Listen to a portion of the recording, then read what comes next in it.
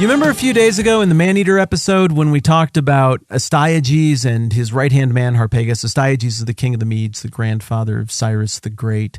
And Harpagus, his general, was the guy that Astyages ordered to kill his grandson. Astyages is kind of a kooky old man. He was paranoid, like a lot of kings are. He had some visions. He was like, we got to get rid of my grandson. He's a threat. I don't want to kill him. I don't feel good about it. But you, Mr. General guy, you do it for me. And Harpagus was like, I don't really want to kill a baby. I don't think I'm probably going to do that at all. So he just gave the kid to some shepherds to be raised. But remember, Cyrus, according to the mythic storytelling of the Greek historian Herodotus, was just too awesome.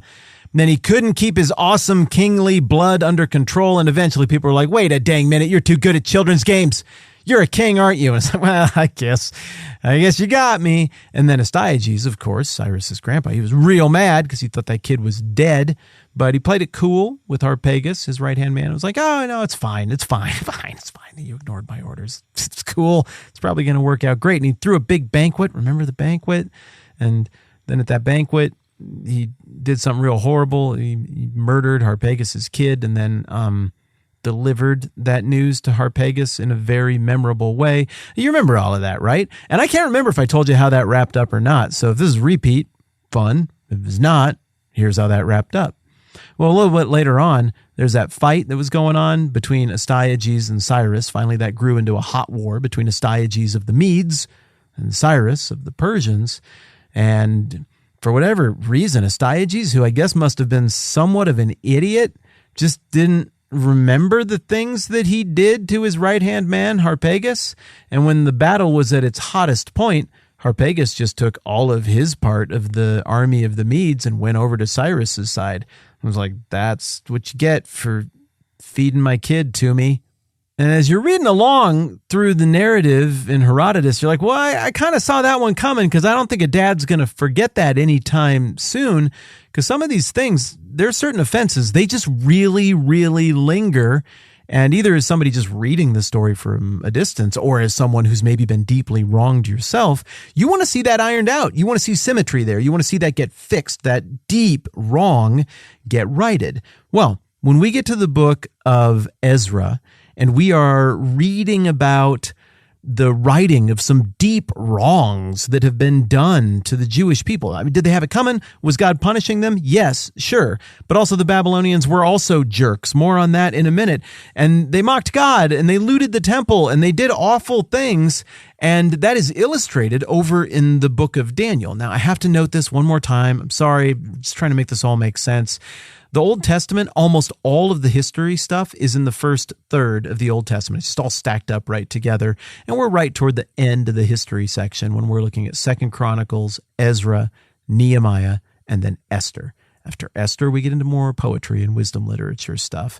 And then toward the end, in the last third of the Old Testament, we get the prophets, and the prophets are from all different eras, and some of them are from this era that we're talking about with Babylon and Persia and this really volatile moment in history that we've been spending time learning about together.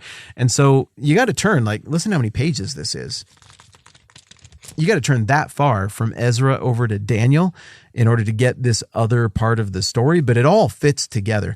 And in Daniel chapter 5, we encounter the last day of the Babylonian Empire, and it all happens around a feast.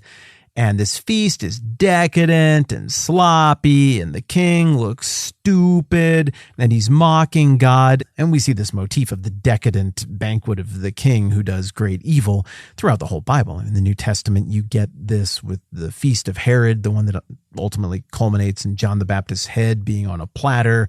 We're going to see this in Esther, really more than one banquet in Esther. And we see it here in Daniel 5 with the regent king of Babylon, this guy Belshazzar. And here's the way the feast is described in Daniel chapter 5. King Belshazzar gave a great banquet for 1,000 of his nobles, and he drank wine with them. Okay, that's all fine. That's what you do at banquets. It's cool. But then while Belshazzar was drinking his wine, he gave orders to bring in the gold and silver goblets that Nebuchadnezzar, his father, had taken from the temple in Jerusalem so that the king and his nobles and his wives and his concubines might drink from them. So he gets liquored up. He wants to impress people. Like, let's show everybody some booty. Pun not intended, but it works really well when you consider what the decadence of the king, how that manifests itself at the beginning of the book of Esther. So I'm just gonna keep that. I'm not gonna run it again. We're gonna show everybody some sweet, sweet booty. Bring out the stuff that we stole from the temple. Bring it out here right now. Everybody just drink from it. And let's do that while we celebrate gods of gold and silver and bronze and iron and wood and stone. And so there's this mockery that sticks in the craw of the reader that just sits there like, whoa, another violation of decency and dignity is happening at another one of these grisly ancient world banquets, and that ought to be righted at some point. Well, the beginning of the writing, another great pun there, that is writing, R-I-G-H-T-I-N-G, and writing, W-R-I-T-I-N-G. That was lucky. I'm going to keep that too. That happens in the very next verse. Here's what happens is this banquet's getting really sloppy and drunky. Suddenly the fingers of a human hand appeared and wrote on the plaster of the wall near the lampstand in the royal palace. The king watched the hand as it wrote. His face turned pale, and he was so frightened that his knees knocked together and his legs gave way. And the king is like, you got to get somebody in here to tell me what this writing means. And nobody can really do that, but they're all like, yeah, Daniel, remember that guy, Jewish guy, he seems to know things like this. Let's have Daniel come in. And Daniel's like, all right, I'm going to tell you, but you're not going to like it. And he goes on to say, the inscription means this: God has numbered the days of your reign, king of Babylon, and brought it to an end. You have been weighed on the scales and found wanting. Your kingdom is divided and given to the Medes and the Persians. And this is how the banquet wraps up. That very night, Belshazzar, king of the Babylonians, was slain, and Darius the Mede took over the kingdom at the age of 62. I've done videos and stuff about Darius the Mede, so I'm not going to talk about him a whole bunch, but it seems pretty obvious to me that Darius was a very important general under Cyrus, whose job in this multifaceted offensive against the Babylonians was to be the point of the spear, the vanguard that would enter Babylon itself and have the honor of capturing the city. And we know from history that Cyrus the Great showed up in Babylon a few weeks later in that same fall of 539 BC. But back to the point, in the same way that Harpagus had something that was sticking in his craw because of what happened at that banquet, so the attentive reader, the person who is sympathetic to the Jewish exiles here, is going to have something sticking in their craw about this mockery that happened at the feast of Belshazzar. All that stuff that was consecrated to God that got stolen from the temple is now being used in a mocking, ridiculous fashion. And that might not seem like that big a deal to you or to me, but to the original audience, they would have wanted to have seen that righted. Back to the book of Ezra, where we get this pronouncement from Cyrus the Great, this grand reversal. Babylon is gone. The Persians are now here. And right off the bat, one of the first things we're going to do is we're going to let anybody who wants to, who's Jewish, go back and rebuild this thing. Further, we're going to give you the resources to pull it off. And then we proceed into the book of Ezra and we learn even more. It says, then the family heads of Judah and Benjamin and the priests and Levites, everyone whose heart God had moved, prepared to go up and build the house of the Lord in Jerusalem. All their neighbors assisted them with articles of silver and gold. So again, it's kind of like the plundering of the Egyptians during the Exodus. Persia is being plundered here as well. Or maybe a better way to look at it would be what's left of Babylon is being plundered here. So I gave him silver and gold, goods and livestock, and with valuable gifts in addition to all the free will offerings. Now here we go. Here's the payoff for this old wrong that needs to be righted that is still lingering out there. Verse 7 of Ezra 1.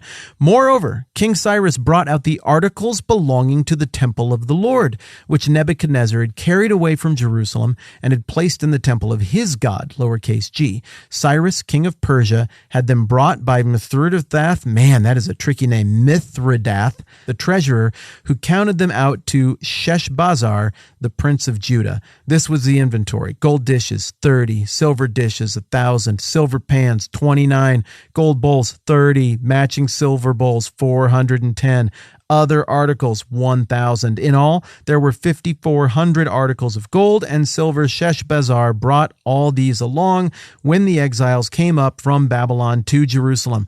Now, this is one of those parts of the Old Testament that you can get to and be like, boring to some other dumb list of things. But if we're really paying attention to this, this is a huge deal. It's a payoff and it helps us get inside the mind of the original audience and the person who wrote this, because this is indicative of a writing of something that had gone wrong. It's indicative of God's promise to still have plans to prosper these people and not to harm them, to resolve what judgment was coming through his chosen instrument of judgment, the Babylonians. Remember a while back when we were talking about Habakkuk?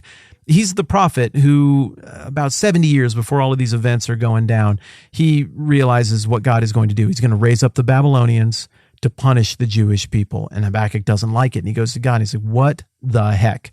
If you thought we were doing so badly that you were going to punish us like this, why didn't you stop us from behaving so poorly before it got to this level? And further, how can you use Babylon to punish us? They're even worse than us. Come on, not Babylon. And God's like, well, yeah, I'm going to use them to punish you, and you do have it coming, and this is all for my purposes. And also, they're going to get theirs later on, too. I won't forget the stuff that they got wrong. And Habakkuk is like, okie dokie, great. All right, I'm good with that. And that's kind of the end of the book, but it's a prophecy that's hanging out there in the background. Ezra is giving us the payoff to that prophecy right there. Babylon is defeated, gone in one night at the hands of Darius the Mede, his overlord Cyrus, and the Persians. And further, these articles that were looted from the temple that might give the impression that the lowercase g gods of Nebuchadnezzar and the Babylonians were greater than the uppercase G real God of Abraham and his descendants. Any notion that that's the case? Nah, in ancient world parlance, this is a way of spiking that football and being like, nope. God was still paying attention. The one true God still saw it through. And this has been completely righted all the way down to the nth detail. And I, for one, relish, I savor, I so greatly enjoy those kind of little wrinkles and details that help us get into the world of the Bible and the stuff that we're reading about from so long ago. Again, the Bible holds out what Cyrus is doing here as being directly under the influence of God, as being a thorough reversal, a thorough follow through on the promises that God made to move things forward and sustain the redemptive plan and even punish those wrongdoers who God chose to use as instruments of his own judgment and correction against his own people. There's so many payoffs in Cyrus's proclamation here in 538 BC, and so many payoffs in the way Ezra describes it here in the first chapter of the book of Ezra that we've been looking at. We still got to talk more about what exactly Cyrus was thinking politically and how this all works. But in the same way that there was a grievous offense against Harpagus that was a mockery of him and everything he believed in that needed to be set right, that eventually Harpagus paid off by siding against Astyages of the Medes and with Cyrus the Great, so there was a grievous offense that occurred at a banquet that needed to be set right. It was a mockery, and God did not forget, and he paid that off, and he set it straight just a couple of years later with this action that he prompted Cyrus the Great to take. And I will say for the second or third time in this conversation that I just think that's really nifty. Okie dokie, more on this next time around. Matt, this is the 10-Minute Bible Hour podcast. Let's do this again soon.